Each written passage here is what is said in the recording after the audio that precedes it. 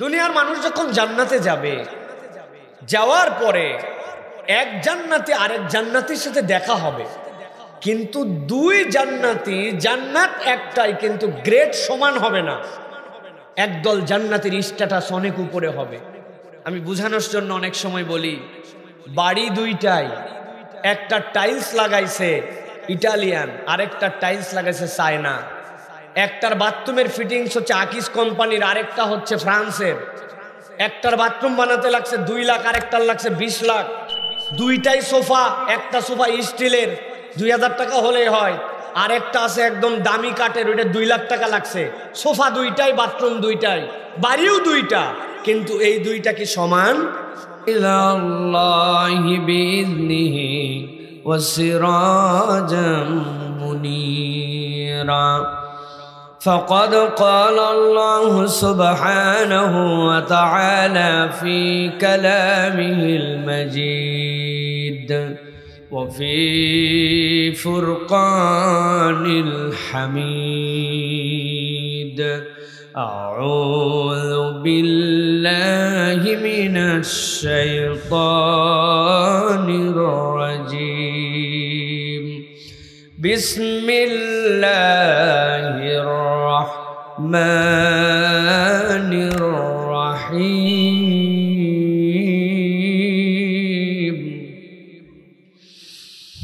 يسبح لله ما في السماوات وما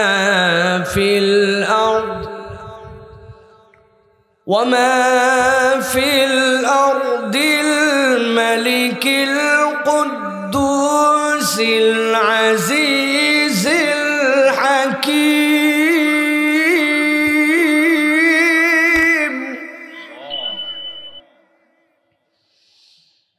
هو الذي بعث في الأمين رسولا منهم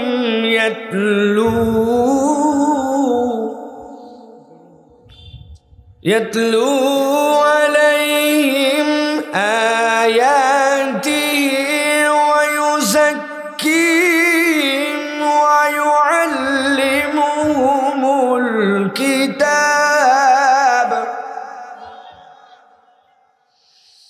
ويعلمهم الكتاب والحكمة وإن كانوا من قبل لفي ضلال مبين.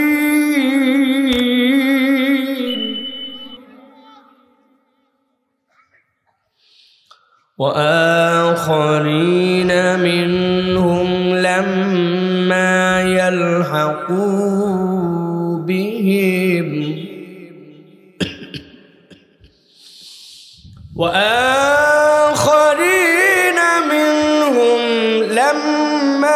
يلحقوا بهم وهو العزيز الحكيم.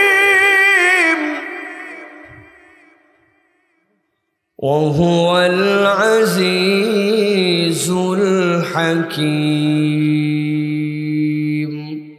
وقال الله سبحانه وتعالى آمرا ومخبرا: إن الله وملائكته يصلون على النبي يا أيها الذين آمنوا صلوا عليه وسلموا تسليما.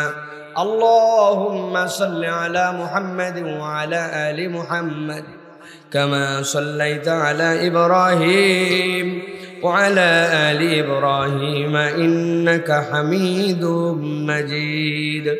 اللهم بارك على محمد وعلى آل محمد كما باركت على إبراهيم وعلى آل إبراهيم إنك حميد مجيد. দুনিয়ার মানুষ যখন জান্নাতে যাবে, যাওয়ার পরে এক জান্নাতি আরেক জান্নাতির সাথে দেখা হবে, কিন্তু দুই জান্নাতি, জান্নাত একটাই কিন্তু গ্রেড সমান হবে না। একদল জান্নাতের স্ট্যাটাস অনেক উপরে হবে। আমি বুঝানোর জন্য অনেক সময় বলি, বাড়ি দুইটাই, একটা টাইলস লাগাইছে ইটালিয়ান, আরেকটা টাইলস লাগাইছে চায়না। একটার বাথরুমের ফিটিংস হচ্ছে আকিস কোম্পানির, আরেকটা হচ্ছে ফ্রান্সের। একটার বাথরুম বানাতে লাগছে 2 লাখ, আরেকটার লাগছে 20 লাখ। দুইটাই সোফা, একটা সোফা স্টিলের 2000 টাকা হলেই হয়, আরেকটা আছে একদম দামি কাঠের, ওইটা 2 লাখ টাকা লাগছে। সোফা দুইটাই, বাথরুম দুইটাই, বাড়িও দুইটা, কিন্তু এই দুইটা কি সমান? কথা বললেন সমান? ওই জান্নাতে এত উপরে যাওয়ার পরে এক জান্নাতি জিজ্ঞাসা করবে, ভাই তোমার এত স্ট্যাটাস কেমনে কি হইল? আল্লাহ নবী বলছেন, ওই জান্নাতে যাওয়ার পরে যাদের স্ট্যাটাস এরকম হবে তারা তখন বলবে, আমরা মাজালিসু জিকির যেটা হতো, দুনিয়ার বুকে কোরআনের হালাকা হতো, হাদিসের দর্শ হতো, আল্লাহ রাসূলের কথা হতো, ওই হালাকায় আমরা বসতাম। তো ওই বসাটুকুকে আল্লাহ ইবাদত হিসাবে কবুল করে আমাদেরকে জান্নাতে এরকম হাই স্ট্যাটাস দান করছেন। সুবহানাল্লাহ। তাহলে এবার বুঝে থাকলে বলেন, এই যে কষ্ট করে মাটির মধ্যে এসে বসেছি আমরা, এইটা আমাদের জন্য লাভ আছে না নাই? কথা বলেন, আছে না নাই? আল্লাহ রাব্বুল আমিন বলছেন, এই যে তোমরা আসলে, এই আসার মৌলিক উদ্দেশ্য কি হবে? আল্লাহ রাব্বুল আমিন কোরআনুল কারীমের মধ্যে সূরা জুমআর মধ্যে বলেছেন। আল্লাহ রাব্বুল আমিন বলছেন, গভীর মনোযোগ দেন। আল্লাহ বলছেন, দুনিয়ার মানুষ, আমি রব্বুল আলামিন বললাম, ইউসাব্বিহু লিল্লাহি মা ফিস সামাওয়াতি ওয়া মা ফিল আরদ, আসমান জমিনের ভিতরে যা কিছু আছে সব কিছু তাসবিহ করে আল্লাহ রব্বুল আলামিনের। আপনি আমি বুঝি না, আপনার আমার চিন্তার মধ্যে নাই। আমরা দুনিয়ার সামগ্রিক জিনিসকে 2 ভাগে বিভক্ত করেছি। একটা বলি আমরা জ্বর, আরেকটা বলি জীব, যার মধ্যে জীবন আছে, আমাদের ভাষায় ওইটা জীব। আর যেইটার মধ্যে আমাদের চোখে দেখি জীবন নাই, ওইটা হচ্ছে আমাদের কাছে জড়। কিন্তু আল্লাহ বলছেন ভিন্ন কথা। আল্লাহ বলছেন, ইউসাব্বিহু লিল্লাহি মা ফিস সামাওয়াতি ওয়া মা ফিল আরদ, আসমান জমিনে যা কিছু আছে তোমার বুঝে ধরে না, কিন্তু সব কিছু আল্লাহ রব্বুল আলামিনের তাসবিহ করে। আপনি যে ঘাসের উপরে বসে আছেন, ওই ঘাস আপনি জীবন্ত দেখতে পান, কিন্তু ঘাসের উপরে আপনার জন্য খড় দিয়ে দেওয়া হয়েছে। আপনি মনে করছেন এই খড় তো মৃত, যেহেতু আমি গাছ কেটে এরপরে ধান বের করে শুকিয়ে এনেছি, কিন্তু আপনার আমার মাথায় কাজ করবে না। কিন্তু আল্লাহর ঘোষণা অনুযায়ী, আল্লাহর শেখানো বাক্যে আসমান জমিনের ভিতরে যা কিছু আছে সব কিছু আল্লাহর তাসবিহ করে। আল্লাহ রাব্বুল আমিন বলছেন, এই তাসবিহ যে করে, কোন রবের করে? আল মালিকুল কুদ্দুস, আল মালিকুল কুদ্দুসিল আজিজিল হাকীম।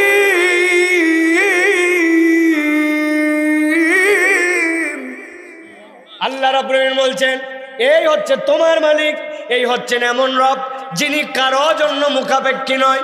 আল্লাহ রাব্বুল আমিন নিজেকে বলছেন পরাক্রমশালী আর মহাজ্ঞানী। আল্লাহ এই কথাগুলি এই জন্য বললেন, বান্দা তোমার জ্ঞান বড় সীমাবদ্ধ, তোমার জ্ঞানে মনে হতে পারে এইটা আবার কিভাবে সম্ভব, কিন্তু আল্লাহ তার পরিচয় দিয়েছেন তিনি মালিক, তিনি কুদ্দুস, তিনি আজিজ, তিনি হাকিম। আল্লাহ বলছেন আল্লাহ পরাক্রমশালী মহাজ্ঞানী রব। সেই রব বলছেন দুনিয়াতে যা কিছু আছে সব কিছু আল্লাহর তাসবিহ করে।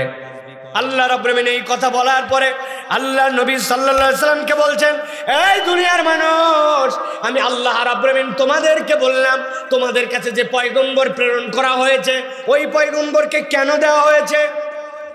পয়গম্বর আসার উদ্দেশ্য কি? আল্লাহ রাব্বুল আমিন বলছেন, হুয়াল্লাযী বাআসা ফিল উম্মিয়িনা রাসূলাম মিনহুম, আল্লাহ তাদের মধ্যে থেকেই যারা মূর্খ ছিল তাদের কাছে রব্বুল আলামিন পয়গম্বর প্রেরণ করেছেন। একটু বুঝে থাকলে গভীর মনোযোগে লক্ষ্য করেন, মক্কার লোকদেরকে আল্লাহ উম্মি বলতেছেন, মূর্খ বলতেছেন। খেয়াল করেন, ওই মক্কার লোকেরা প্রত্যেক বছর খানায় কাবাতে সাবায়ে মুআল্লাকা 60টা কবিতা, হাজার হাজার কবিতা জমা পড়তো। ওর মধ্যে থেকে এমন 60টা কবিতা খানায় কাবার চত্বরে ঝুলাইতো।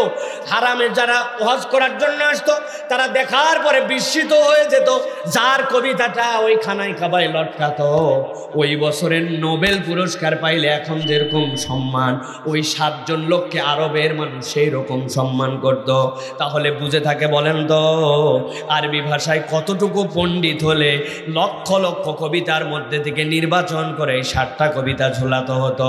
তাহলে তারা কবিতা লেখা জানতো না? জানতো না? কথা বলেন, কবিতা লেখা জানতো না। আরবের বুকে আরেকটা বিদ্যা ছিল, এখন যেইটা আমরা ক্যালিওগ্রাফি বলি, উনাদের যে তলোয়ার থাকতো, যেইটা দিয়ে তারা যুদ্ধ বিগ্রহ করত, ওইটার গায়ের মধ্যে এমন ভাবে তারা খোদাই করে করে আরবি নকশা করত। ওইটার জন্য আরবের মানুষ বিদ্যা বুদ্ধিতে পারদর্শী ছিল, যুদ্ধ বিদ্যাতেও তারা, ব্যবসাতেও তারা আগায় ছিল। আল্লাহ কোরআনে বলেছেন রিহলাতা শিতাই ওয়াস সাইফ, এককালে তারা ইয়ামেনের দিকে যেত, আরেক কালে তারা যেত ওই উল্টা দিকে, তারা ইরাকের দিকে সফর করার জন্য যেত। শীত বুঝে একদিকে ব্যবসায় যেত, গরম বুঝে একদিকে ব্যবসায় যেত। ওই মানুষগুলা যারা ব্যবসায় পারদর্শী, ওই মানুষগুলা যারা শিল্পে পারদর্শী, ওই মানুষ যারা যুদ্ধে পারদর্শী, ওই মানুষ যারা কবিতায় পারদর্শী, আল্লাহ রাব্বুল আলামিন বলছেন হুয়াল্লাযী বাআসা ফিল উম্মিয়িনা রাসূলা, আল্লাহ বলছেন ওই মুরুক্কেদের কাছে আল্লাহ রাব্বুল আলামিন পয়গম্বর পাঠাইছেন। তাহলে কোন জ্ঞান না থাকার কারণে তারা মূর্খ?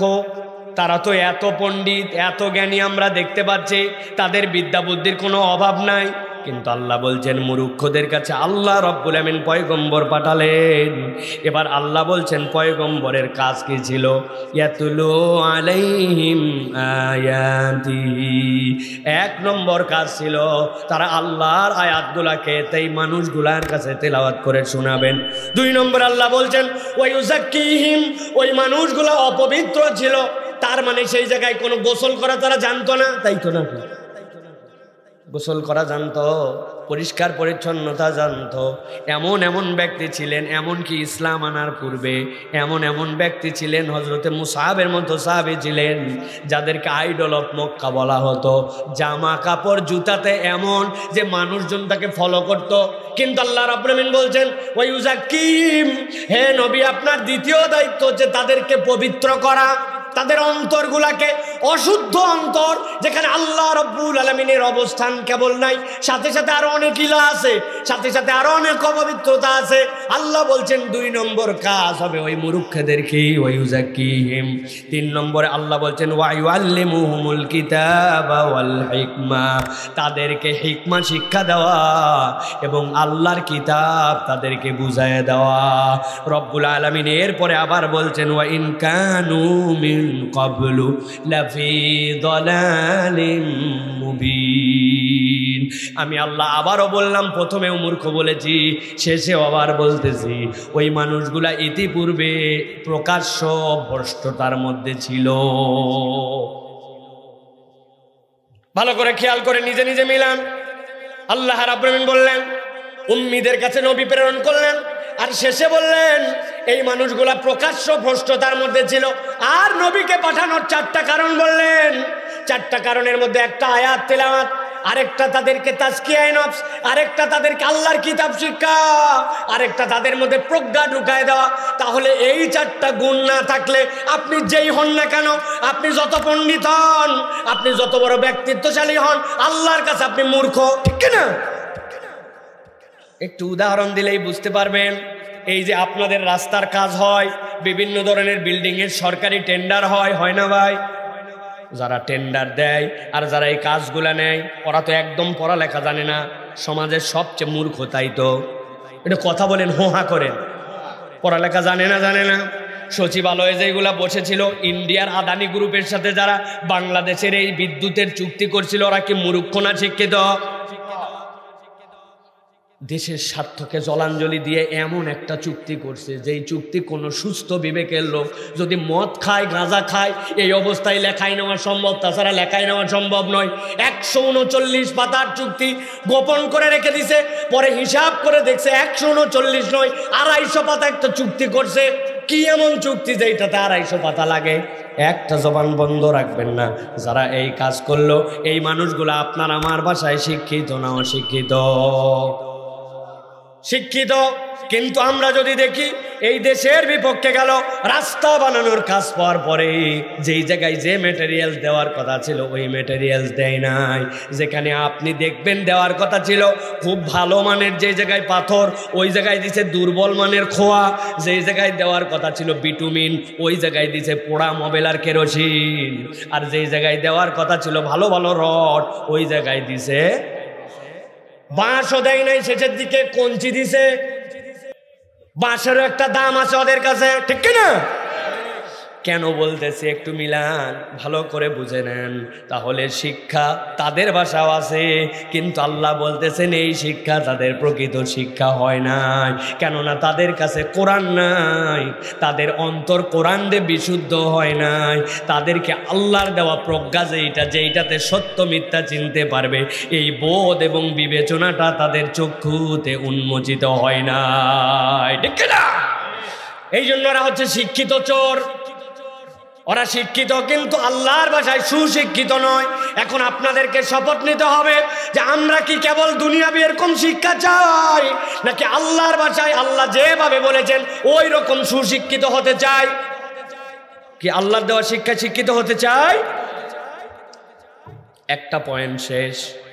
এবার চলেন 64 নম্বর সূরা কোরআনের সূরা তাগাবুনের 12 নম্বর আয়াত আল্লাহ বলছেন, গভীর মনোযোগ দেন, এই 4টা পয়েন্ট মনে রাখবেন, আবার জায়গা মতো এইটা আপনাদের কাছে নিয়ে আসবো। আল্লাহ রাব্বুল আমিন বলছেন, মা আসাবা মিন মুসিবাতিন ইল্লা বিইذنিল্লাহ ওয়া মান ইউমিন বিল্লাহি ইয়াহদি কলবাহু ওয়াল্লাহু বিকুল্লি শাইইন আলীম।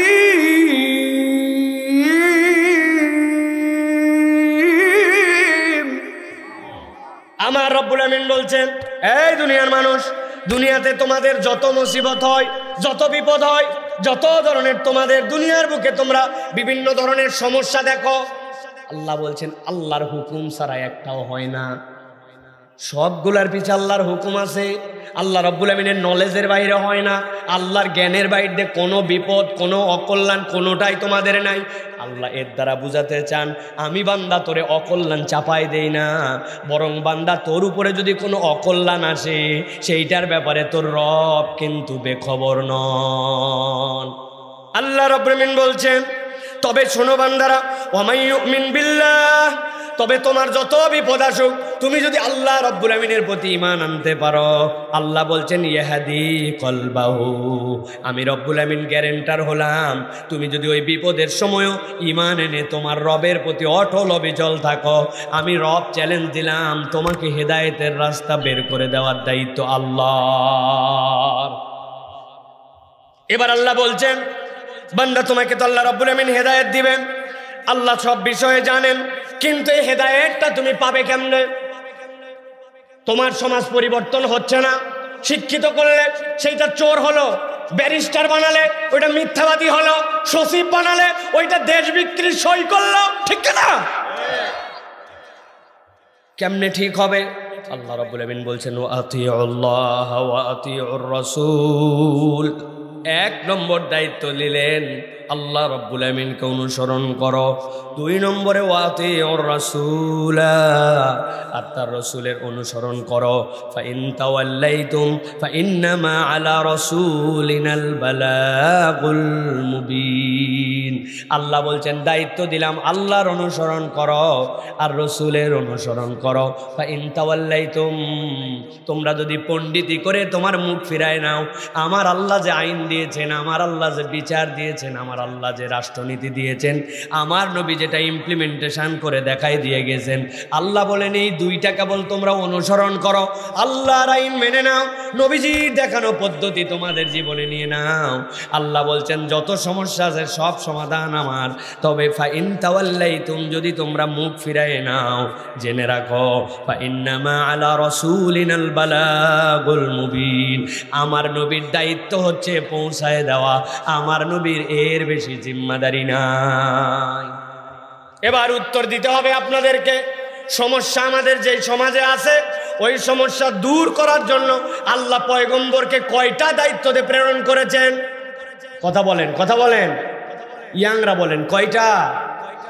আর বিপদ থেকে উদ্ধার করার জন্য আল্লাহ রাব্বুল আমিন কয়টা তরিকা গ্রহণ করতে বলেছেন? 2টা, আল্লাহ এবং তার রাসূলের অনুসরণ।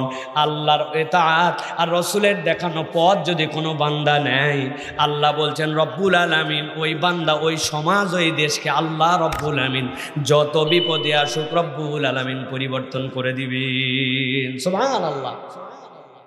অমুকে আসলে প্রেসিডেন্ট হলে অমুক দেশের আমাদের লাভ, তুমুকে আসলে আমাদের লাভ ক্ষতি, এই হিসাব অনেকেই করতেছে। আমি বলছি আপনাদের কাছে প্রিয় ভাইয়েরা, ভালো করে মনে রাখবেন, কে প্রেসিডেন্ট হলে লাভ আর কে ক্ষতি এইটা চূড়ান্তটা আল্লাহ জানেন। তবে আল কুফরু মিল্লাতুন ওয়াহিদা, দুনিয়ার সকল কাফেররা এক মিল্লাতের অনুসরণ, ওরা আসলেও যা না আসলেও তাই, কেননা সবাই ইসলামের বিপক্ষে এক আটটা, ঠিক কিনা? সব ইসলামের বিপক্ষে এক।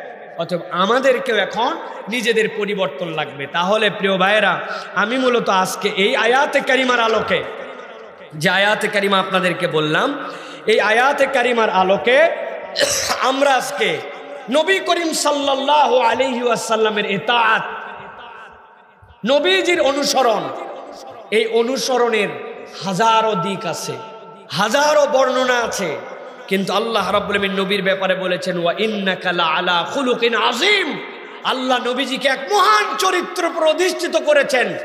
আমরা আজকে সংক্ষিপ্ত সময়ে আপনাদের কাছে নবী করিম সাল্লাল্লাহু আলাইহি সাল্লামকে আল্লাহ যে খুলুকে আযীম বললেন, এই খুলুকে আযীম কোন কোন চরিত্রের কারণে বলেছেন এইটা জানার চেষ্টা করব এবং সেখান থেকে আমাদের জীবনের পাথেয় নেওয়ার জন্য চেষ্টা করব। বলেন আল্লাহুম্মা আমিন।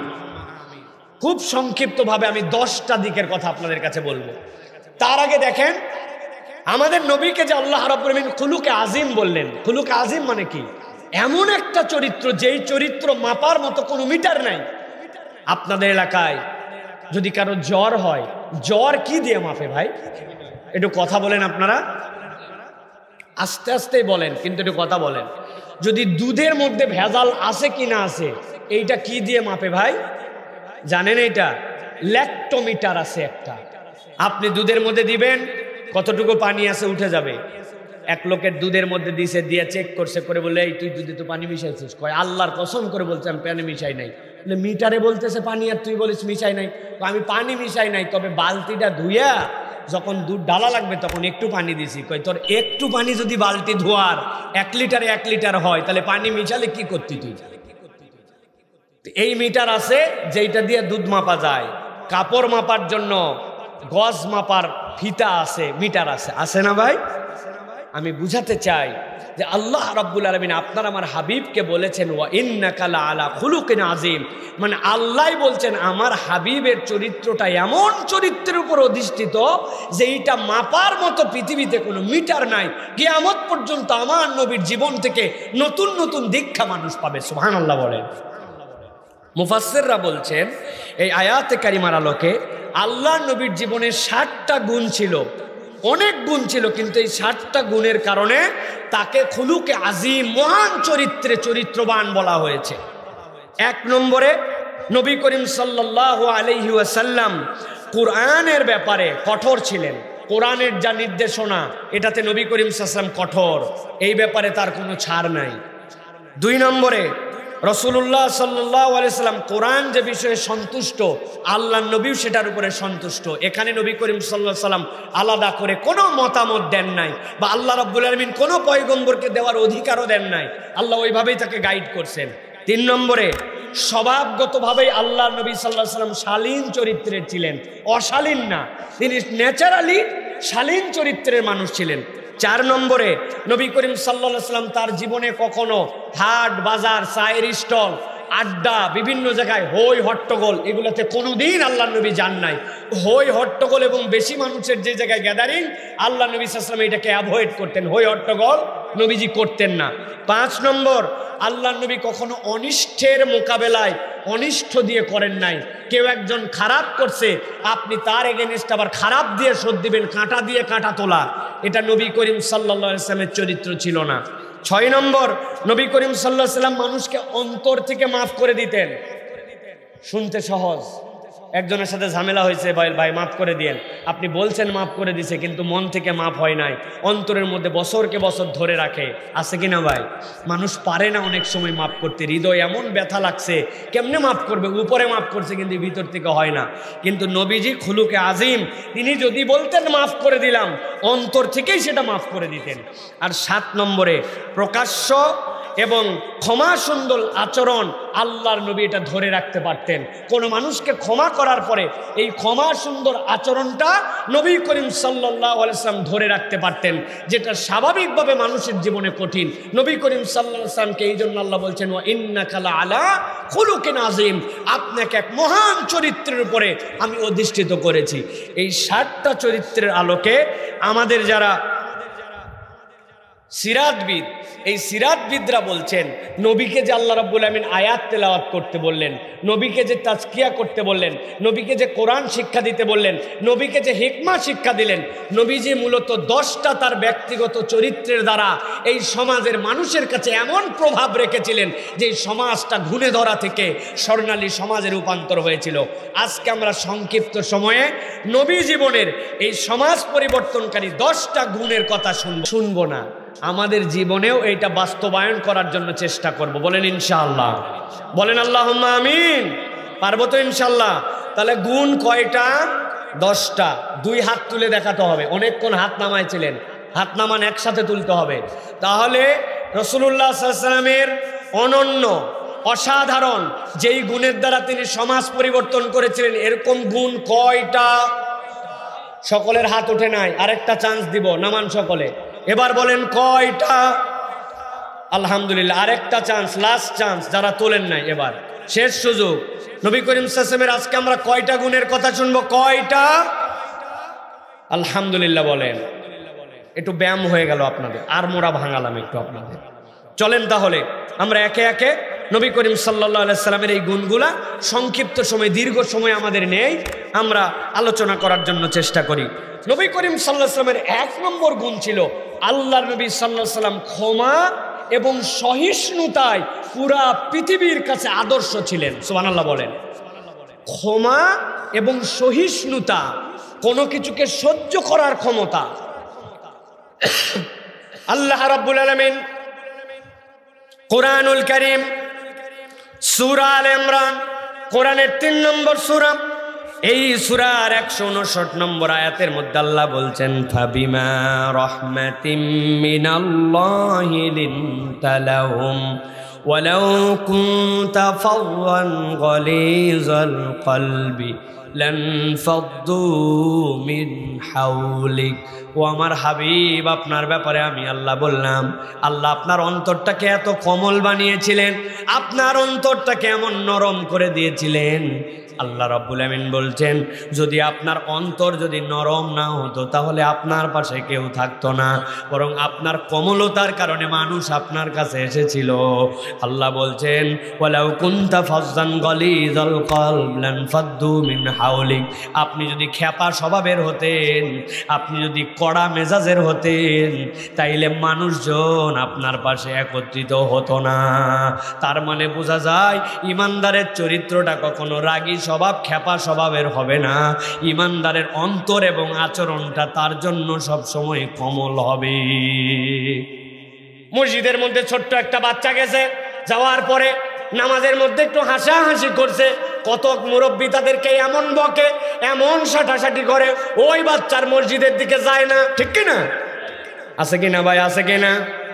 মুরব্বীদেরকে দেখলে দূর দিয়ে চলে, অথচ মুরব্বী আল্লাহর নবীর এই আদর্শ ধারণ করে নিজের পকেটের মধ্যে যদি একটু চকলেট রাখতো, যেই বাচ্চাটা একটু হাসাহাসি করছে ওরে ডাক দিয়ে বলছে দাদু এই চকলেটটা নিয়ে মসজিদে হাসাহাসি করতে হয় না, পরের নামাজে কিন্তু আসবি, নামাজ কিন্তু বাদ দেওয়া যাবে না। আস্তে করে আবার পরের ওয়াক্তে যদি না হাসে, তাহলে আপনি 1 টাকা দামের একটা চকলেট ধরায় দিয়েছেন 2 টাকা দামের। ওই বাচ্চাটা খুশি হয়েছে, 3 দিন আর কত চকলেট খাবে।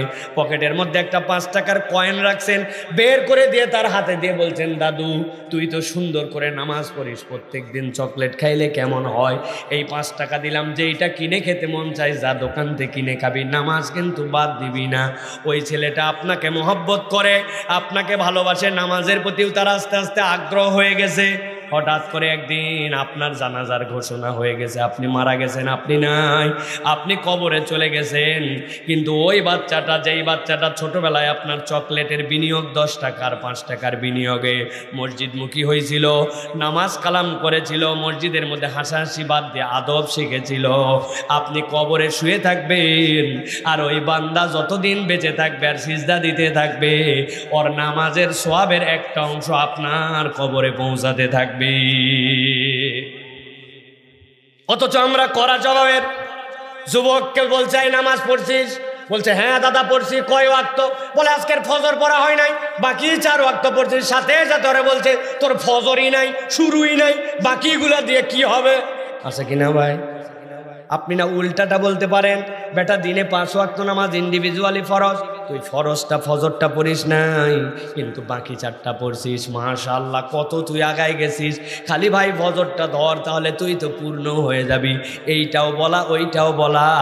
আল্লাহ নবী ছিলেন পরেরটার বলার মুখাপেক্ষী। আল্লাহ নবী মানুষকে সব সময় আদর দিয়ে, যত্ন দিয়া, ভালোবাসা দিয়া, দিল নরম দিয়া তাদের অন্তরগুলা জিতে নিয়েছিলেন। হযরত আনাস ইবনে মালিক বলছেন, আমি জি নবীজি সাল্লাল্লাহু আলাইহি ওয়াসাল্লামের সাথে একবার সফরে ছিলাম। হঠাৎ করে একটা লোক আল্লাহ নবীর সামনে আসলো। যা আরাবিয়ুন ইলান নবী সাল্লাল্লাহু আলাইহি ওয়াসাল্লাম, আরবিতে আরবি বলা হয় গ্রামের বেদুইন মানুষ, পড়ালেখা জানে না, মূর্খ মানুষ, আচার আচরণ শিখে নাই। আল্লাহ নবী এমন সময় একটা চাদর গায়ে ছিলেন। হযরত আনাস বলছেন চাদরটা ছিল নাজরানি। নাজরানি চাদরের একটা বৈশিষ্ট্য ছিল, চাদরের পায়ের দিকটা একটুখানি চিকন করে কাজ করা থাকতো, কিন্তু খসখসা থাকতো। ওই জায়গাটা দড়ির মধ্যে যেরকম হাত দিলে লাগে ওই রকম লাগতো। আল্লাহ নবী নাজরানি চাদরটা সুন্দর করে গায়ে দিয়েছেন। হঠাৎ করে একটা বেদুইন আসলো। আসার পরে আল্লাহ নবী সামনে দিকে আর চাদরের মাথাটা পিছন দিকে, ওই চাদরটা ধরে হ্যাঁচকা একটা টান দিছে। হযরত আনাস বলছেন আল্লাহ নবী টান সহ্য করতে না পেরে উল্টা দিকে ফিরে গেলেন। যেই না উল্টা দিকে ফিরে গেছেন, আল্লাহ নবীর গায়ের থেকে চাদরটা নেমে গেছে। আমি দেখলাম নবীজি সাল্লাল্লাহু আলাইহি ওয়াসাল্লামের গলাটা ছিঁড়ে ওই চাদরের টানে এই দিক দিয়ে আস্তে করে বসে গেছে, যেন মনে হচ্ছে এক্ষুনি রক্ত বের হয়ে যাবে। বুঝে থাকলে বলেন তো, কোনো একজন সাধারণ ব্যক্তির সাথেও যদি এরকম করে চাদর টান দেয়, আপনার কিরকম রাগ হবে? হযরত আনাস বলছেন আল্লাহ নবী তার দিকে ঘুরলেন, ঘোরার পরে তার দিকে একটুকু রাগ নয়, তার দিকে ফিরে হেসে দিলেন, দিয়ে বললেন কি লাগবে তোমার? বলে তোমার যে সম্পদ আছে ওখান থেকে আমার অভাব চলতেছে, কিছু দাও। আল্লাহ নবী হেসে দিয়ে বললেন বেলাল, আমাদের রাষ্ট্রীয় খাজানা থেকে সাধ্যের মধ্যে এই ব্যক্তিটা অভাবী, তার জন্য একটু দরিদ্রতা বিমোচনের ব্যবস্থা করে দাও। হযরত আনাস বলছেন এইটা বলা আর এই দৃশ্য দেখা, এইটা না দেখলে কেউ বিশ্বাস করতে পারবে না। আল্লাহ নবীর থেকে বড় সহনশীল মানুষ আল্লাহর দুনিয়ায় আর কেউ আসে না। তার উম্মত আমরা, আমাদের সহনশীলতা নাই। বউ একটু কিছু বলছে এমন রাগারাগি করি, এমন গালাগালি করি। অধিকাংশ এখন বাংলাদেশের যেগুলা বিয়ে শাদী, এইগুলো হারাম সংসার। বউরে বলে দিছে 1 তালাক, 2 তালাক, 3 তালাক, আবার তার সাথে সংসার করে। আছে না ভাই? তালাকের পরে তালাক দিচ্ছে, বছরে একটা করে তালাক দেয়, সারা জীবন তালাক দেয়, বাপ মা সহ তালাক দেয়। সহনশীলতা নাই, একটুতেই রেগে যায়। আছে কিনা? এই জন্য সহনশীল মানুষ হওয়া আল্লাহ নবী সাল্লাল্লাহু আলাইহি ওয়াসাল্লামের চরিত্র ছিল। ওই জন্য আমাদের অন্তরটাকে নরম বানাতে হবে আর সহনশীল মানুষ হতে হবে। সবচেয়ে বেশি হতে হবে যারা লিডার, যারা বেশি দায়িত্বশীল, যারা ইমাম, যারা খতিব, যারা দাঈল আল্লাহ, যারা মানুষের জন্য কল্যাণের দিকে ডাকে আর ইসলামকে প্র্যাকটিস করে। এই মানুষগুলাকে সহনশীল না হলে আল্লাহ রাব্বুল আলামিনের কাছে আমরা জবাব দিতে পারবো না। তবে আমাদের দেশে দেখবেন সবার সম্মান আছে, কিন্তু সমাজে 2টা লোকের কোনো দাম নাই। একটা লোকের তাও হালকা দাম আছে, উনি ইমাম, যেহেতু উনি ইমাম সাহেব নামাজ পড়ায়। কিন্তু মুয়াজ্জিন সাহেব এইটা একটা কোনো আইটেমের মধ্যেই পড়ে না। ঠিক কিনা ভাই? কারণ ইমাম সাহেবকে অনেক সময় দূর থেকে নিয়ে আসা লাগে। মুয়াজ্জিন আমাদের গ্রামের লোক আজান দেয়, এটা কোনো কাম হলো একটা? মুয়াজ্জিনে গোনে না, যে পরিমাণ তাকে সম্মানই দেয় ওই পরিমাণ সম্মানী দিয়ে ওই মসজিদের সভাপতি যদি বাধ্য করা হয় এর বাইরে খরচ করতে পারবেন না, 1 মাস এটা দিয়ে চলবেন, ওই লোকের 15 দিন চলবে কি চলবে না সন্দেহ আছে। ঠিক কিনা? অথচ আমরা মুয়াজ্জিন ইমাম তাদেরকে ন্যূনতম মূল্যায়ন করি না। আবার তাদের কাছেই বলি, আরে ভাই আপনারা রাগেন কেন, আপনাদের আচার আচরণ এরকম কেন? ওই বেচারি আছে পেটের চিন্তায়, সংসারের চিন্তায় মাথা খারাপ, আর আপনি তার কাছে উল্টা যায় যদি বলেন আপনার কাছে ভালো আচরণ চাই, সুন্দর বিহেভিয়ার চাই, আদর্শ চাই, হ্যান চাই ত্যান চাই, উনি দিবে কোথায়? ঠিক কিনা? এই জন্য প্রিয় ভাইয়েরা, আমরা আমাদের ইমাম, আমাদের মুয়াজ্জিন, তাদের দিকে একটু তাকাই, তাদের সম্মানের দিকে একটু তাকাই। মুয়াজ্জিনের থেকে বেশি সম্মানিত কেউ নাই। নবীজি বলছেন, মানুষ যদি জানতো মুয়াজ্জিনের আজানের মধ্যে আল্লাহ রাব্বুল আলামিন কি নিয়ামত দিয়েছেন, তোমরা প্রতিযোগিতা লাগতে, তোমরা মারামারি করতে, তোমরা কুপন করে লটারি করে তোমরা আজানে দিতে। কেননা এর মধ্যে আল্লাহ রাব্বুল আলামিন মুয়াজ্জিনের আজানের মধ্যে এত বরকত রেখেছে। এই জন্য এই বরকতকে যেন আমরা গন্ডগোলে না যাই, ওই জন্য নবী শিখাইও দিয়ে গেছেন, যখন মুয়াজ্জিন যা বলে মিসলামা ইয়াকুল, তুমি তাই বলো।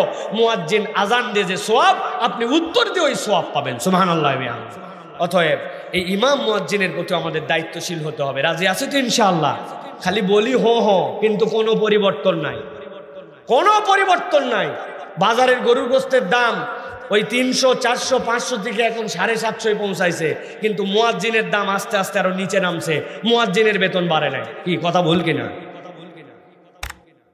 আজকে যে একটা অঙ্ক শিখাই দেই, 1 মাস প্রত্যেক দিন 5 ওয়াক্ত, তাই না?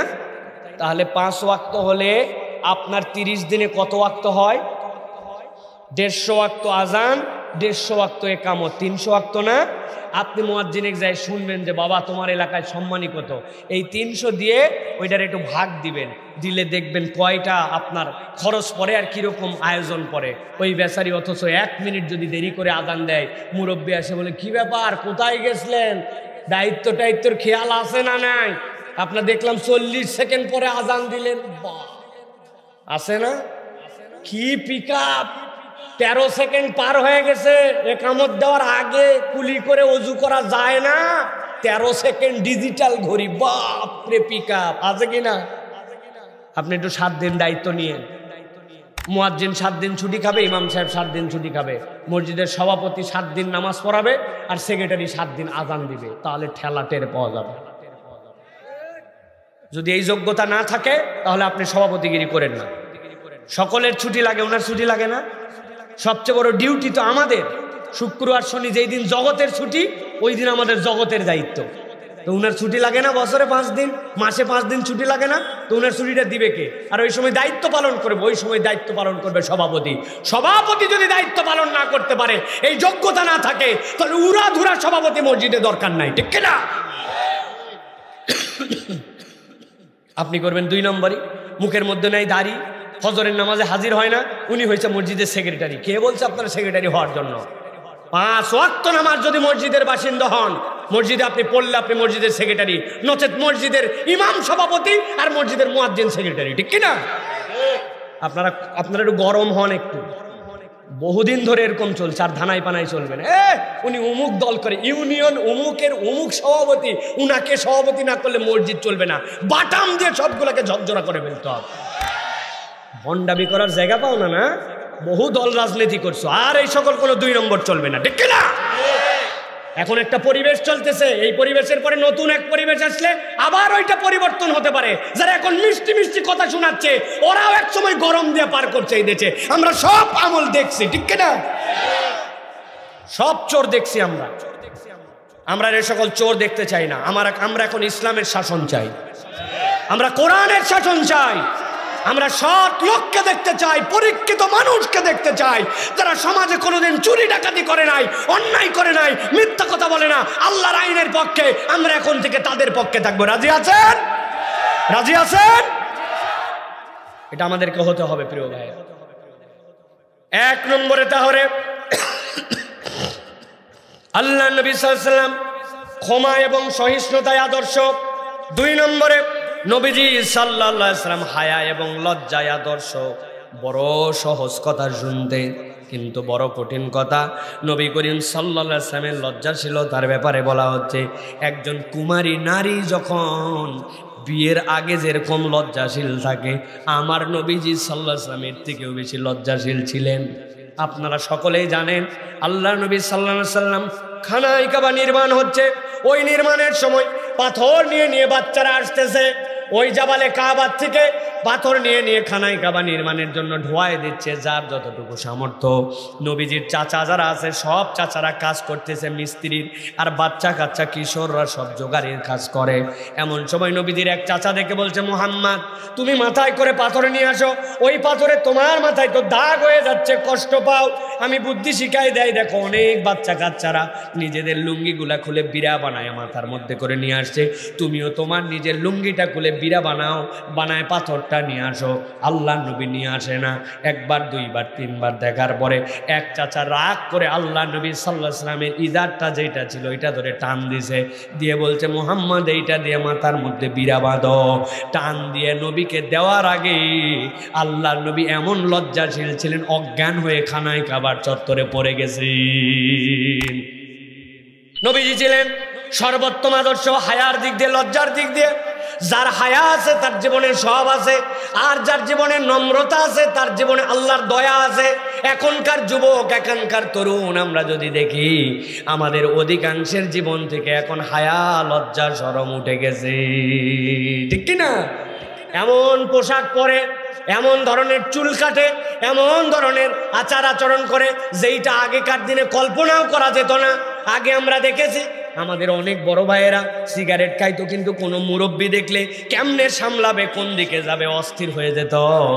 আর যখন বড়দের সামনে কথা বলতে যেত, গাছের লেবুর পাতা একটুখানি টান দিয়ে মুখের মধ্যে দিয়ে চিবাতো, যাতে মুখের গন্ধ কোনো মুরব্বি বুঝতে না পারে। ওইটাও অন্যায় ছিল সিগারেট খাওয়া, এখনও সিগারেট খাওয়া অন্যায়, কিন্তু ওই সময় তাদের লজ্জাশীলতা ছিল, মুরব্বিদের প্রতি সম্মান ছিল। আর এখন মুরব্বিরা উল্টা ওদের বিড়ি খাওয়া দেখে নিজেই না দেখার ভান করা লাগে, সুযোগ পাইলে বিড়ির ফুয়াটা মুরব্বির মুখের উপরে অনেক সময় মারে। কথা বলেন, আদব নাই, সম্মান নাই, চলাফেরার মধ্যে বেয়াদবি। নবীজি সাল্লাল্লাহু আলাইহি ওয়াসাল্লাম লজ্জাশীল ছিলেন। এই জন্য আমি আপনাদেরকে বলবো, যাদের বাচ্চা ছোট 2, 4, 5 বছর, এদেরকে হায়া শেখান ছোটবেলার থেকে। আমরা অনেক সময় নিজেরাই এদেরকে বেহায়া বানাই দেই, ঠিক কিনা? আমার জীবনের কথা বলি, আমরা যখন ছোট ছিলাম, হাফ প্যান্ট তো ছোটবেলায় পরতেই পারে একটা মানুষ, ছোটবেলায় শার্ট তো পরতেই পারে। আব্বা জীবনে আমাদেরকে হাফ প্যান্ট পরায় নাই। ওই সময় অনেকেই পরতো, কিন্তু প্যান্ট পরাতো না, আমাদেরকে সালোয়ার পরাতো, কোনোদিন শার্ট পরতে দিত না। শার্ট পরা নাজায়েজ বলতেছি না, কিন্তু আমাদেরকে ফতুয়া বানায় পরাতো। এখানে 2 পকেট, বুক পুরাটা চিরা নয়, এখান থেকে বোতাম লাগায়। অনেকেই বলছে ছোট মানুষ প্যান্ট পরালে কি হবে। আমার আব্বার কনসেপ্ট ছিল এরা ছোটোর থেকে বড় হবে, অভ্যাসের দাস মানুষ হয়ে যায় অনেক সময়। অতএব এখন থেকে যদি এইটা শেখে, এক সময় যাওয়ার পরে তাদের মধ্যে লজ্জাশীলতা থাকবে। আর এখন থেকে হাফ প্যান্ট পরাতে পরাতে এখন অনেকের ফ্যাশন হয়ে গেছে। তরুণরা, যুবকরা রাস্তাঘাটে পর্যন্ত হাফ প্যান্ট পরে চলে, মোটর সাইকেল পর্যন্ত হাফ প্যান্ট পরে চলায়, আছে কি না? কেন এরকম হলো? তার তো হাফ প্যান্টের উপরে উঠা এটা ফরজ, তো ফরজ, বরং তার তো একটা লজ্জা থাকার কথা, কিন্তু তার কোনো আর লজ্জা নাই, লেহাজ নাই। ছেলেকে মেয়ের পোশাক পরায়, মেয়েকে ছেলের পোশাক পরায়, বলে ছোটোবেলায় ইউনিসেক্স, দুইজনই একই পোশাক পরতে পারে। এই জন্য প্রত্যেকের জীবনে তার বাচ্চা কাচ্চা, পরিবার, সব জায়গায় লজ্জা যেন থাকে, এইটা আপনাদেরকে খেয়াল করতে হবে। সমাজের লজ্জা কেমনে উঠে গেল আমি ছোট্ট একটা উদাহরণ দেই, ভালো করে খেয়াল করেন। মাঝে মাঝে আমরা ক্রিকেট খেলা দেখতাম টিভির মধ্যে, হঠাৎ করে টিভির মধ্যে ক্রিকেট খেলা অবস্থায় এমন একটা সাবানের, এমন একটা শ্যাম্পুর বিজ্ঞাপন আসছে। ওই মহিলা যেই পোশাক পরে আসছে, যেইভাবে দেখাচ্ছে, ওইটা আমার চাচা, আমার মুরব্বী, যাদের সাথে আমি চায়ের স্টলে বসে আছি, দেখা যায় না। ওই সময় ভান করে অন্য কিছু দেখতেছি, অন্য কিছু করতেছি, টিভির দিকে তাকাই না। এরকম লজ্জা লাগতো কিনা? কিন্তু এখন এমন নাটক, এমন সিনেমা দেখে, বাপ বসে আছে মধ্যে, মা বসে আছে পাশে, ছেলে মেয়ে, ছেলের বউ, মেয়ের জামাই, নাতি নাতনি সবগুলাকে নিয়ে ওই দৃশ্য দেখে, অথচ অন্তরের মধ্যে একটু করে খাপাত করে না। কথা কি বানায় বললাম নাকি? আল্লাহ রাব্বুল আমিন এই জন্য বলছেন, তাজকিয়ায়ে নফসের একটা বড় জায়গা, তোমাকে লজ্জাশীল মানুষ হতে হবে। লজ্জা তোমার মধ্যে থাকতে হবে। হায়া হচ্ছে এই জন্য ঈমানের অংশ। এই জন্য আপনাকে আমাকে আবার সেই হায়ার চর্চার মধ্যে ফিরতে হবে। 3 নম্বরে আল্লাহ নবী সাল্লাল্লাহু আলাইহি সাল্লাম দয়া এবং স্নেহের দিক দিয়ে আল্লাহ নবী অতুলনীয় ছিলেন। আল্লাহ রাব্বুল আমিন কোরআনে বলছেন, ওয়া মা আরসালনাকা ইল্লা রাহমাতাল লিল আলামিন। ও আমার হাবিব, আপনাকে আমি রব্বুল আমিন নিজে বললাম, আমি রব্বুল আমিন যেই জগৎ পর্যন্ত আমি রব, আমি আল্লাহ আপনাকে ওই জগতের জন্য রহমত করে প্রেরণ করেছি। আল্লাহ নবীর থেকে দয়াদ্র, আল্লাহ নবীর থেকে স্নেহশীল এই জগতে আর কেউ আসেন নাই। এই জন্য নবীওয়ালা চরিত্র যদি নিতে চায়, নিজের মধ্যে স্নেহ এবং দয়ার গুণ আমাদের রাখা লাগবে। দয়া আমাদের মধ্যে থেকে উঠে গেছে অনেকাংশে। ক্রুয়েল আমরা, সব কিছুতে আমরা এখন ক্রুয়েল। ক্রুয়েল মানে কি? আমরা অত্যাচারী, আমরা অজাচারী, আমরা এমন আচরণ করি যাতে বোঝা যায় যে আমার মধ্যে কোনো দয়া নাই। আপনি একটা গাছের ডাল পর্যন্ত নবী বলছেন অযথাই তুমি ভাঙতে পারো না, ছিঁড়তে পারো না। রাস্তা দিয়ে যাচ্ছে, একটা পাতা ছিঁড়ে নিলাম, মুখের মধ্যে একটু কামড় দিয়ে ফেলে দিলাম। আপনি আপাত দৃষ্টিতে মনে হবে এটা আবার এমন কি রে ভাই, কিন্তু নবী করিম সাল্লাল্লাহু আলাইহি ওয়াসাল্লাম এরকম একটা জিনিস যেইটা তোমার জন্য দরকার নাই, ওর সাথেও রাসূলুল্লাহ সাল্লাল্লাহু আলাইহি ওয়াসাল্লাম বলেছেন তুমি ক্রুয়েলিটি দেখাতে পারবে না। এটা আপনার হৃদয়ের মধ্যে এটা গ্রহণ করে নিতে হবে যে আপনি একজন স্নেহশীল মানুষ। স্নেহশীল মানুষ না হলে দায়িত্বশীল মানুষ হওয়া যায় না। আল্লাহ রাব্বুল আমিন বলছেন, লাকাদ জাআকুম রাসূলুম মিন আনফুসিকুম আজিজুন আলাইহি মা আনিতুম হারিসুন আলাইকুম বিল মুমিনিনা রাউফুর রহিম। আল্লাহ বলছেন, দুনিয়ার মানুষ, আমি তোমাদের মধ্যে থেকে একজন পয়গম্বর দিয়েছি, তবে বান্দারা জেনে রাখো ওই পয়গম্বর তোমাদের জন্য কেমন জানো নাকি? মুফাসসিররা বলছেন আল্লাহ রাব্বুল আমিন এখানে বলেছেন আজিজুন আলাইহি মা আনিতুম হারিসুন আলাইকুম বিল মুমিনিনা রাউফুর রহিম। তোমার নবীর ব্যাপারে তুমি এই ঈমান পোক্ত করে নাও। তুমি তোমার জন্য যতটুকু কল্যাণ চাও, তুমি তোমার জন্য যতটুকু ভালো চাও, আমার হাবিব তোমার জন্য তার থেকে বেশি তোমার জন্য কল্যাণ চান। আপনি চান আমি জাহান্নাম থেকে মুক্ত হই, চাই কিনা? আমার ব্যবসায় উন্নতি হোক, চাই কিনা? আমার বাচ্চাটা দুনিয়ার শ্রেষ্ঠ বাচ্চা হোক, আমি চাই কিনা? আল্লাহ বলছেন তুমি যতটুকু চাও, আমি গ্যারেন্টি দিয়ে বলতেছি আমার হাবিব তোমার জন্য তার থেকে বেশি তোমার কল্যাণ চাই। ওই নবীজি সাল্লাল্লাহু আলাইহি ওয়াসাল্লাম ছিলেন এই কল্যাণের দিক দিয়ে স্নেহশীল। আর আমি যদি ওই স্নেহ হৃদয়ের মধ্যে ধারণ করতে না পারি, এই কল্যাণকামিতা আমার সাথে কখনো সম্পৃক্ত হবে না। হযরতে তালহা রাদিয়াল্লাহু তাআলা বলছেন, আমি একজন নবীজির কাছে আমি এক রাত্রে ছিলাম। থাকার পরে নবীজি সারা রাত নামাজ পড়লেন। সারা রাত নামাজ পড়তে পড়তে যখন ফজর হয়ে গেল, হযরতে বেলাল এসে যখন আল্লাহ নবীকে খবর দিলেন, তখন আমি নবীকে বললেন, ইয়া রাসূলুল্লাহ, সারা রাত দীর্ঘ 4 ঘন্টার উপরে নামাজ পড়লেন, একটা আয়াতে কারিমাই পড়েছেন কেবল, দ্বিতীয় কোন আয়াত পড়তে তো আপনাকে শুনি নাই। হযরতে কাতাদা বলতেছেন, নবীজি ওই রাত্রে সারা রাত নামাজ পড়েছেন আর বলেছেন, ইন তুআযিবুহুম ফাইন্নাহুম ইবাদুক ওয়া ইন তাগফির লাহুম ফাইন্নাকা আনতাল আজিজুল হাকীম।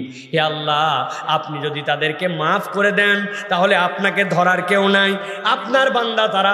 আর যদি তাদেরকে শাস্তি দেন, আপনি আজিজ, আপনি হাকিম, আপনাকে তবুও কেউ বলতে পারবে না। সাহাবী বললেন, সারা রাত 4 ঘন্টা ধরে নবীজি কেবলমাত্র এক আয়াত দিয়ে সালাত আদায় করছেন।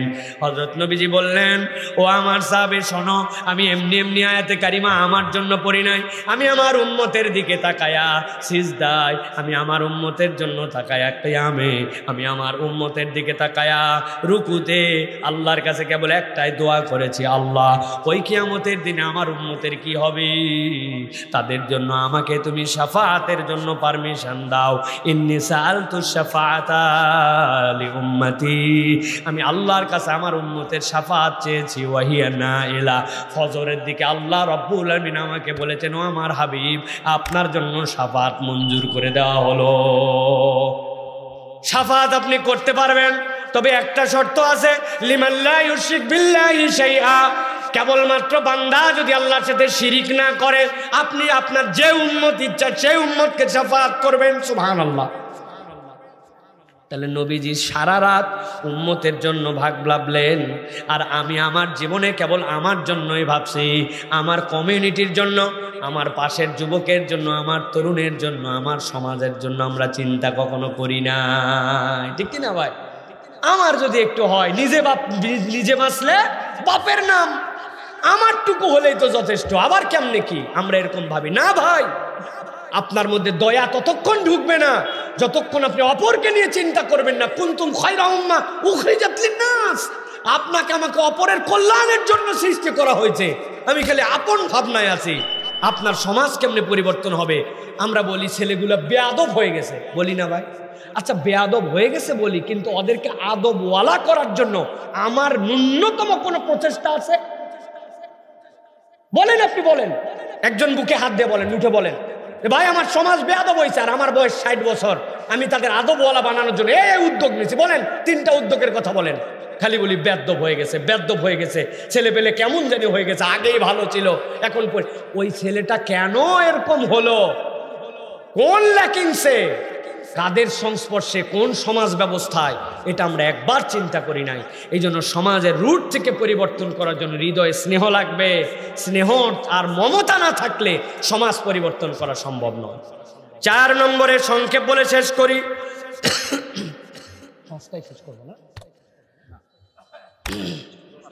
জি 4 নম্বরে বন্ধুত্ব প্রতিশ্রুতি রক্ষায় আমি শেষ করে দেব। খেয়াল করেন, নবী সাল্লাল্লাহু আলাইহি সাল্লাম অনন্য এক চরিত্রের মানুষ ছিলেন। বন্ধুত্ব রক্ষা করা বিরাট বড় ইমানের দায়িত্ব। নবীজি সাল্লাল্লাহু আলাইহি সাল্লামের প্রথম স্ত্রীর নাম কে বলতে পারবেন? বলেন, বলেন, নাম বলেন। এবার জিজ্ঞাসা করব, বলেন তো নবীজির প্রথম স্ত্রী খাদিজা রাদিয়াল্লাহু তাআলা আনহা, উনি কি মদিনায় হিজরত করতে পেরেছিলেন নাকি হিজরতের আগেই মারা গেছেন? হিজরতের আগেই মারা গেছেন, মক্কায় তাকে দাফন করা হয়েছে। খেয়াল করেন, নবীজি মদিনায় গেছেন। হযরত আয়েশা সিদ্দিকা রাদিয়াল্লাহু তাআলা আনহা বলছেন, নবীজি একটা ছাগল জবাই দিয়েছেন। ছাগল জবাই দেওয়ার পরে ওই ছাগলের গোশতকে 3 ভাগে ভাগ করছেন। 3 ভাগে ভাগ করার পরে 1 ভাগ বলছেন পড়শিদের কাছে দিয়ে দাও, 1 ভাগ রান্না করো। ইয়া রাসূলুল্লাহ, আরেক ভাগ বলে ওই যে খাদিজা যে মক্কায় মারা গেছে, ওর বান্ধবীরা যারা মদিনায় সফর করে মুহাজির অবস্থায় আছে, ওই মুহাজির বান্ধবীদের কাছে এটা পৌঁছায় দাও। আয়েশা সিদ্দিকা রাদিয়াল্লাহু তাআলা বলছেন, আমি একজন মহিলাকে নিয়ে যে পরিমাণ ঈর্ষা করতাম, দুনিয়ার আর কোনো মহিলাকে নিয়ে ঈর্ষা করি নাই। আমি রাগের মাথায় নবীজিকে বললাম, ইয়া রাসূলুল্লাহ, আপনি ওই মুরব্বী মহিলাকে এখনো ভুলতে পারেন নাই? কবে মরছেন উনি, মারা গেছেন কবে? উনি তো একজন বৃদ্ধা মহিলা। যেই নাই কথা বলেছি, নবীজি মনে করলাম দমে যাবেন, নবীজি দমে যায় নাই। নবীজি উল্টা বলতে শুরু করলেন, ইন্নাহা কানাত ওয়া কানাত ওয়া কানা লি মিনহা ওয়ালাদ। সে এরকম ছিল, এরকম ছিল, খাদিজার মতো মেয়ে হয় না। আর জেনে রাখো, আমার সব সন্তানগুলো আল্লাহ রাব্বুল আমিন খাদিজার থেকে দিয়েছিলেন। হযরত আয়েশা বলছেন, কবে খাদিজা রাদিয়াল্লাহু তাআলা আনহা মারা গেছেন, তার স্ত্রীর বান্ধবী যারা আল্লাহ নবী, তাদের সাথেও এই বন্ধুত্বের সম্পর্কটাকে মূল্যায়ন করতেন। অতএব আপনি যদি বন্ধুত্ব এবং প্রতিশ্রুতি রক্ষায় নিজেকে আল্লাহর নবীর মানদণ্ডে না আনতে পারেন, ইমানদার হিসাবে আল্লাহর কাছে মূল্যায়ন থাকবে না। আমরা বন্ধুত্ব তাও রক্ষা করি, কিন্তু আমাদের প্রতিশ্রুতির 1 পয়সা দাম নাই, ঠিক কিনা? টাকা নিছে মানে ওই টাকা ফেরত দিবে না, এই নিয়ত করে। কথা কি ভুল ভাই? একবার খালি হাওলাত পাইলে হয়েছে আপনাকে ঘুরাতে ঘুরাতে আপনার জীবন তেনা করে দিবে, ঠিক কিনা? আগামীকালকে সকালে ইনশাল্লাহ, আগামী 1 তারিখ, আগামী মঙ্গলবার, শুক্রবার দিন সকালে আপনাকে ঘুরাতে ঘুরাতে ঘুরাতে আপনাকেই বিরক্ত বানায় ফেলবে। অথচ নিজে আবার পরিচয় দেয় আমি ইমানদার। ইমানদার কখনো প্রতিশ্রুতির ব্যতিক্রম করে না। প্রতিশ্রুতির ব্যতিক্রম করে যে আল্লাহর কাছে মুনাফিক সে, ঠিক কিনা? আমরা প্রতিশ্রুতি রক্ষা করি না ভাই কোন রকম। এটা তো গেল অর্থনীতি, আল্লাহর সাথেও প্রতিশ্রুতি রক্ষা করি না। বলি ইনশাআল্লাহ নামাজ ধরবো, আগামীকালকের থেকে ওয়াদা করে গেলাম, কিন্তু এরপরেও নামাজ পড়ে না। আছে না ভাই? দাড়ি রেখে দিব ইনশাআল্লাহ, আল্লাহ নবী দাড়ি রাখছে, দাড়ি রাখে না, ধুরটামি করে ঘুরে বেড়ায়, মনে করে আল্লাহ নবী আনস্মার্ট ছিল। আল্লাহ নবী যদি স্মার্ট থাকে তাহলে দাড়ি রাখতো? আপনি নিজেকে স্মার্ট মনে করেন, নবীর মুখে দাড়ি ছিল, তাহলে যে কোনো একটা হয় আপনি অথবা মুহাম্মদ সাল্লাল্লাহু আলাইহি ওয়াসাল্লাম স্মার্ট। এখন মুহাম্মদ সাল্লাল্লাহু আলাইহি ওয়াসাল্লামকে যদি আপনি আনস্মার্ট বলেন, আপনার ঈমান থাকবে? কথা বলেন, ঈমান থাকবে? তাহলে আপনি দাড়ি রাখেন না কেন? আল্লাহর সাথে আপনি প্রতিশ্রুতি দিয়েছিলেন, ওয়ানাখলা ওয়ানাতরুকু মান ইয়াফজুরুকা, আল্লাহ তোমার যে অবাধ্যচারণ করে, তোমার যে বিরুদ্ধচারণ করে তার সাথে আমার সম্পর্ক নাই। এইটা আপনি নামাজের মধ্যে দোয়ায় কুনুতে বলছেন কিনা? আপনি বলছেন আল্লাহ তোমার যে বিরোধিতা করে তার সাথে সম্পর্ক নাই, কিন্তু এরপরে বাহিরে আসার পরে আল্লাহরে মানে না, যে এইটা বেনামাজি, যে এইটা ওইটার সাথে ঘোরাফেরা মিছিল করে পর্যন্ত তার পক্ষে অমুক ভাইয়ের চরিত্র ফুলের মতো পবিত্র, নামাজ পড়েনি ফজরেরটা বিগত 40 দিন 3 ওয়াক্ত। আছে না ভাই? চরিত্র, তার পিছনে আপনি স্লোগান দেন, তা আপনি আল্লাহর সাথে 2 নম্বরই করছেন। আপনি নামাজের মধ্যে বলছেন ওয়া নাখলাউ ওয়া নাতরুকু মান ইয়াবদুরুকা, আল্লাহ যে তোমার আইন চাই না, তোমার পক্ষে না, আমি তার সাথে নাই, কিন্তু আপনি তার সাথেই ঘোরাফেরা করেন। তা আপনি 2 নম্বর, আপনি টাউট, আপনি আল্লাহর কাছে ভুয়া মুসলমান, ঠিক কিনা? এটা আমার কথা নয়, এটা আল্লাহ রাব্বুল আলামিনের কথা। অতএব প্রিয় ভাইরা, বন্ধুত্ব এবং প্রতিশ্রুতি রক্ষায় আমাদেরকে আদর্শ হতে হবে। মনে রাখার চেষ্টা করেন ভাই এই কথাগুলি। 5 নম্বরে বিনয় এবং নম্রতা।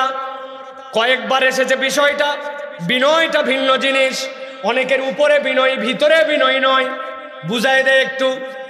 সম্মানিত মানুষ আমাদের শফিক ভাই আসছেন, আপনি দেখার পরে তার সামনে খুব বিনয়, জি চাচা কেমন আছেন, জি বড় ভাই কেমন আছেন, এমন ভাব করতেছেন আপনি যে আপনার মতো কোনো নম্র মানুষই হয় না, কিন্তু আপনি পিছনে যাওয়ার পরে আপনার অন্তরটা বাঁকা, আপনি ভিতর পর্যন্ত ভিতর থেকে নরম হয়নি। ওই লোকের পজিশন, ওই লোকের সামাজিক দাম দেখে আপনি তার সামনে একটু ভুংবাং করছেন, কিন্তু আপনার ভিতরটা পরিবর্তন হয় নাই, বিনয়ী হয় নাই। আপনি ওই মানুষই আবার পিছনে যে গীবত করেন, পিছনে যে সমালোচনা করেন, সুযোগ পাইলেই পিছনে যে কথা বলেন, তার মানে আপনার সামনেরটা অভিনয় আর আপনার অন্তরটাই আসল পরিবর্তন হয় না, ঠিক কিনা? হাজার হাজার মানুষের কম আছে অন্তর বিনয় হয় নাই। ইমাম ইবনুল কাইয়ুম রাহমাতুল্লাহি আলাইহি এই জন্য বলছেন, দুনিয়ার শ্রেষ্ঠ মানুষ সে যার অন্তরটা ঝুঁকে গেছে। বাহিরের দিকে আদব আখলাকের অভাব থাকতে পারে, কিন্তু অন্তর যার বিনয়ী, সেই হচ্ছে আল্লাহর কাছে প্রকৃত বান্দা। আল্লাহ এই জন্য নবীকে বলছেন, ওয়াকফিদ জানাহাকা লিমান ইত্তাবাকা মিনাল মুমিনিন। আপনি আপনার ডানাগুলোকে, নবীর তো ডানা নাই, কিন্তু আল্লাহ বলছেন পাখির মতো, মুরগির মতো, আপনি ইমানদারদের জন্য আপনার ডানা বিছায় দেন। ওই আকাশে চিল উড়াউড়ি করলে মুরগির বাচ্চা যেরকম মুরগির কোলের মধ্যে চলে আসে, ইমানদারের চরিত্র হবে কোনো মানুষকে বিপদে ফেলবে না, বরং তার হৃদয় এমন বিনয়ী থাকবে, এমন নম্রতা থাকবে, সে সকলকে বুকের মধ্যে আগলায় নিয়ে চলবে। মানুষকে জাহান্নামে দেওয়ার কারণ খুঁজবে না, বরং মানুষকে জান্নাতে দেওয়ার কারণ খুঁজবে, ঠিক না? আমাদের অনেক মহিলা আছে, তাদের মধ্যে থেকেও বিনয় উঠে গেছে, ঝগড়াটে স্বভাবের, একটু কিছু হলেই ঝগড়া করে, কার গলার জোর কত বেশি এটাই যেন একটা দেখানোর বিষয়। বোরকা পরে, নামাজ পড়ে, কিন্তু কথাবার্তা খারাপ, স্বামীর সাথে কথাবার্তা বেয়াদবের মতো বলে। আছে কিনা ভাই? আছে কিনা? শত শত আছে, হয়তো এখানে স্বীকার করতে পারতেছেন না। বউ যদি আবার যাইনে ফেলে যে তুমিও ঠিক বলছিল ওই জায়গায় যাই, হ্যাঁ আসো বাড়িতে, তারপরে দেখাচ্ছি তোমাকে। আছে কিনা ভাই? আহা, বাহিরে বিরাট বিনয়ী উনি, কিন্তু স্বামীর সাথে আদব আখলাক নিয়ে কথা বলেন। এটা ফরজ, স্বামীকে সম্মান দেওয়া ফরজ। আপনার নফল নামাজ একটু কম হতে পারে, পার পেয়ে যাবেন, কিন্তু স্বামীর বৈধ আদেশের বিপক্ষে আপনি যদি বেয়াদবি করেন, আল্লাহর কাছে আপনাকে হিসাব দেওয়া লাগবে। নারী অধিকারের ওয়াজ সবসময় শুনি আমরা, পুরুষ অধিকারের ওয়াজ এখন শোনার দরকার। নবীজি বলছেন, আমি যদি কাউকে উম্মতের মধ্যে সিজদা করার পারমিশন দিতাম, আমি নবীকে নয় তোমার স্বামীকে তোমার সিজদা করার দায়িত্ব দিতাম আল্লাহর পরে।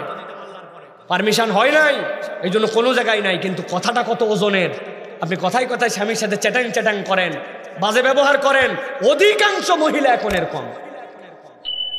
স্বামী বলছে থাক, গতকালকে তো এক মাহফিলে গেছো, আজকে মাহফিলে যাওয়ার দরকার নাই, আজকে থাক, মাহফিলে যাও না। আমি দিনই কাজে যাচ্ছি, তুমি ঠেকানোর কে? হুজুরের কাছে ফতুয়া নিতে যাবে, হুজুর জীবনে ফতুয়া দিবে না। এই মাহফিলে যাওয়া আপনার জন্য নফল। আর স্বামী বলছে আপনার যাওয়ার দরকার নেই, বাড়িতে থাকো, বুঝাই বলছে এই কথা শোনা ফরজ। লাইন মতো চলেন, লুঙ্গি খুলে পাগড়ি বাঁধেন না, পাগড়ি বান্ধার অনেক ফজিলত শুনে লুঙ্গি খুলে পাগড়ি বাঁধছে, আহা এদিকে নিচে ল্যাংটা হয়ে গেছে, লাভ আছে? তা আপনি এই যে ইসলাম পালন করতে চাচ্ছেন অথচ আপনি আপনার পরিবারের কথা শোনেন না, আদব আখলাক নাই, নম্রতা নাই। আপনার স্বামী বেচারি বলতে পারেন অনেক সময়, কিন্তু হৃদয় ভর্তি তার ব্যথা, এটা আপনার জন্য লানত হবে। স্বামীদেরও অবস্থা খারাপ আছে অনেকে, ওইটা বললাম না। কথায় কথায় বউরে গালি দেয়, আমি বাংলাদেশের প্রত্যেক মাহফিল এটা বলি, একটু হলেই গালি দেয়, ময়াকার গয়ে দীর্ঘ আছে না, বানান করে দিব না,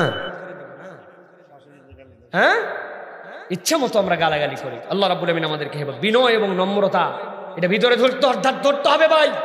আপনার চলাফেরা দেখলে বোঝা যায় যে আপনার চলাফেরার মধ্যে কোনো আদব নাই, আপনি বিনয়ী নন। শার্ট প্যান্ট পরে মোটরসাইকেল নিয়ে, বর্ষায় পানি আসছে, পাশে লোক আছে কিনা আছে, প্রত্যেকটা বিনয়ের জায়গা আছে। আমি চালায় চলে যাচ্ছি, আরেকজনের গায়ে পানি গেলে কি না গেল, আমার ড্যাম কেয়ার ভাব, একটা ভাব নিয়ে চলতেছি, জিন্সের প্যান্ট আর বুট পরছি আর চুল কাটছি উল্টা পাল্টা, আমার আর পা মাটিতে নাই, মনে করছে আসমানে উঠে গেছি। আপনি জাহান্নামে চলে গেছেন, একটুকু আগান নাই। বিনয় কোমলতা আমাদের মধ্যে লাগবে প্রিয় ভাইয়ের। নবীজি কেমন কোমল ছিলেন?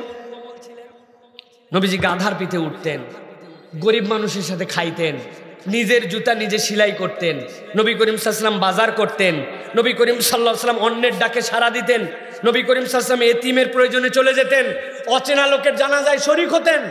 এগুলা হচ্ছে বিনয়ীর মানদণ্ড। জামা একটা পরে আসছি, সবসময় আয়রন করি ভালো, কিন্তু জামাটা ঘোষ হয়ে গেছে, তাও পরে বের হতে কি আমার লজ্জা লাগে নাকি? যদি সব সময় লজ্জা লাগে তাহলে বুঝবো না আমার মধ্যে আলাদা একটা ভাব চক্কর আছে, পরিবেশ আছে, যেই রকম ওটাও আমি পরে যেতে পারি, এটা আমাকে অস্বস্তি দেয় না। পুরাতন জামা ময়লা নয়, ওটাও পরতে পারি, অস্বস্তি দেয় না। গরিব মানুষকে পাশে নিয়ে বসতে পারি, অস্বস্তি দেয় না। এটা আপনি নিজে নিজে নিজের ব্যারোমিটার এগুলো চেক করে দেখবেন প্রিয় ভাইরা, এটা হচ্ছে কমলতা, এটা লাগবে। 6 নম্বরে নবী করিম সাল্লাল্লাহু আলাইহি ওয়াসাল্লাম বীরত্ব আদর্শ ছিলেন। খালি কমল হয়ে নবীজি ছিলেন না, বরং নবীজি সকলের আগে যুদ্ধের ময়দানে এগিয়ে যেতেন। সাহাবাই কেরাম বলেছেন, উহুদের ময়দানে যেদিন লোক কম, নবী করিম সাল্লাল্লাহু আলাইহি ওয়াসাল্লামকে আমরা সামনেতে প্রোটেস্ট করতেছিলাম, কিন্তু নবীজি তার ঘোড়া নিয়ে সামনে আগায় যাচ্ছিলেন।